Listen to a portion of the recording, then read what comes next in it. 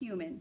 Like most everyone else, I was following the ongoing search for Audrey in the articles that Miss Murrow wrote for the Daily Planet newspaper. The drama was so captivating one could not help but root for Audrey. Her story was now more than just an amusing anecdote to email to your friends. There was something universal in her struggle to remain free, something that touched each of us. But I could see the writing on the wall. It did not bode well for Audrey. With all of the attention being focused on the story, and with each new day that Audrey remained free, the hunt grew larger. The wildlife department was looking foolish, so they had to end it.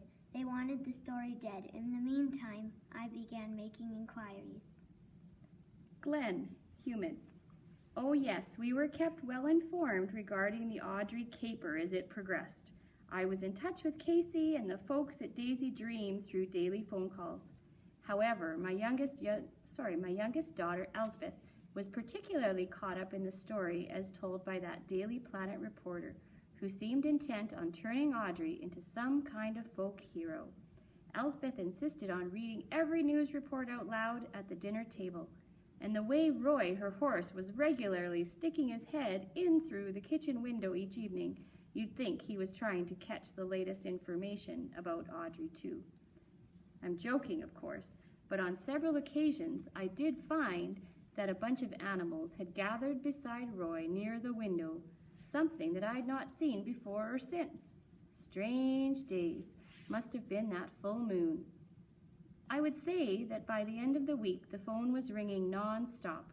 There were requests for interviews and visits to the farm from television stations all across the globe.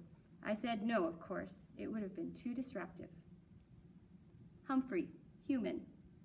With more officers assigned to the task, my supervisor was certain that the cow, that is to say Audrey, as Miss Murrow insisted I refer to her by name, would be cornered and captured within the 5th day. This, as it turned out, was not the case. Whereas earlier, when I would follow cow tracks that suddenly stopped without explanation, we're now encountering another curious set of circumstances. Not to say that we didn't still find cow tracks. Indeed, we found an abundance of cow tracks. It's just that the cow tracks we found did not stop, ever. In fact, whenever we followed cow tracks along a trail that hit a fork, we would discover that those cow tracks continued in both directions, as if Audrey had suddenly split into 2 cows. And when we divided up officers so we could follow both sets of tracks, we would discover upon reaching another fork that the tracks had divided yet again. Many of the trails we followed ended up looping in on themselves. We were quite literally walking in circles. Crazy tracks. Torchy. Human. So what do you know, Bobby Joe? Old Humph ain't the dumb door I took him for after all. See, a half-dozen wildlife officers were added to the mix, but they were still no closer to putting the net on that half-ton runaway. It was Looney Tunes, a joke and a half, I tell ya. Audrey was playing with those fellas like they were toddlers. Now you see her, now you don't. Did she go this way or that way, or maybe she's standing right behind you? If I was a betting gal, and I most certainly am, I'd have said to put your money on that heavyweight heifer. Audrey's peekaboo strategy was beating the odds. She was outwitting and outlasting each and every one of them forest coppers. Lucille Beaver. Okay, fine, I'll tell you what I know. Boris the skunk, he approached me 3 days after word spread about this cow's arrival. He said, "Please, Lucille, I'd like your professional opinion on a particular matter." Okay, fine, I'm down with that. I'm not like all those other folk in this forest who stick up their noses at Boris, who find him repulsive, or who say he doesn't know his place, who he is, what he does, blah, blah, blah. None of that is of any interest to me. You like him? You hate him? Okay, fine, whatever. I could care less. You hear what I'm saying? But he and I have history. Boris the skunk once used his smelly power of persuasion on my behalf when a pack of wolves started making advances. So frankly, Boris is someone I was indebted to. You do hear what I'm saying, right? So I followed Boris, and he took me to a spot along a deer trail where there was a muddy indent of a footprint. I'd never seen one like that before. It kind of reminded me of a pair of lips I saw on a two-legger who was rowing past my dam last summer. Whatever. Is that from the stranger? I asked. Boris nodded. Then he looked at me. Do you think you could make me a stamp of that, Lucille? He pulled a piece of wood out from under a nearby fern that he must have stashed earlier. Okay, fine. Shouldn't be too hard. I figured an hour's work tops. After all, we're only talking about an oversized pair of lips. I gave him a nod, and I added a toothy grin, and I said, a favor for a favor, Boris. Then I got to carving.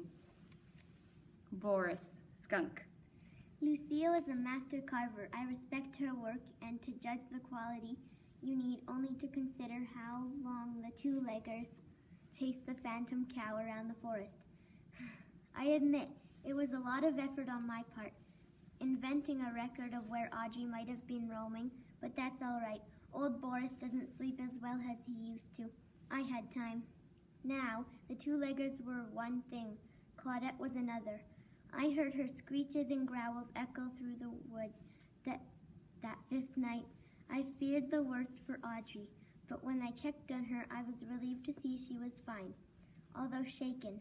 The next morning, I discovered 5 or 6 long whiskers on the ground by the barn entrance, and no sign of Claudette, neither that day nor the day after. My, poor Claudette.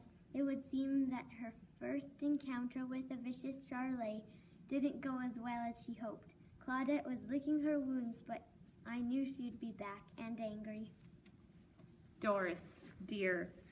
One morning, we went down to the meadow to pay a social call on Audrey, but that girl didn't look too good. I'd say she was as white as a ghost, but that was her natural self already. Audrey was spooked, and as so it happens, I was too, on account of some horrible dreams I had the night before. There was a monster growling and screeching, and I was cornered, and Mama wasn't around to rescue me. And when I awoke, I just knew positively for sure that this time I had been emotionally scarred by my vivid and overactive imagination. Oh yeah, Audrey and I ate breakfast in silence that day. She was jumpy. She kept looking over her shoulder as if she might get attacked by my dream monster. Audrey Cow.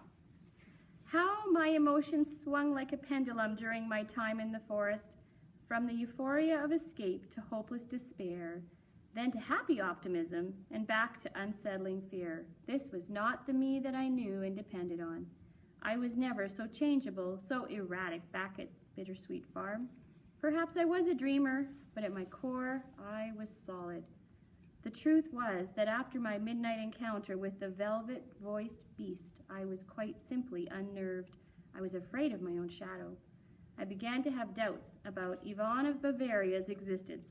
Imagine, she was my guiding light, my hope and trust that there was a future for me in the woods. How I envied Doris with her mother. I watched how June always kept a protective eye on her, but a cautious one on me. Where was my mother? Why was I orphaned? Fear was sapping my resolve. Toughen up, I would tell myself. Thicken your hide, Audrey. So I did, or at least I tried. I reminded myself of what there was to be grateful for. That I was still alive, still surviving, that I had a roof over my head and food enough to eat, that I had Doris and her family, and even if they weren't my family, I was allowed their company, and perhaps, in time, Humphrey, human. After 3 more days of being led on a wild cow chase, several things arose that caused me to reconsider the tactics we were using. First, Torchy's news reports went national, and that brought the television crews from all over. In general, they were a nuisance, and several more officers had to be brought in to keep them from obstructing our search. However, one network had hired a helicopter to give their viewing audience a sense of scope. As they put it, the reporter in the helicopter claimed to have caught a glimpse of a large white creature in the woods. that would certainly have fit Audrey's description, but were spotted. It was a fair distance away from where we were following cow tracks. The second thing was unusual, that from time to time we would encounter animals and birds that would attack. What I mean is we are not exactly accosted by wildlife, but there were occasions when twigs or pine cones were dropped on us. I'm not suggesting that the creatures were trying to do us harm, but it did seem as if they were attempting to get our attention. Tyrone Badger. Finally! It's about time someone asked our opinion about the Audrey problem. So how did the rest of us forest creatures feel about her living among us? We hated it. When she came into our neighborhood, she brought trouble along with her. We had two-leggers patrolling through the woods all day, every day.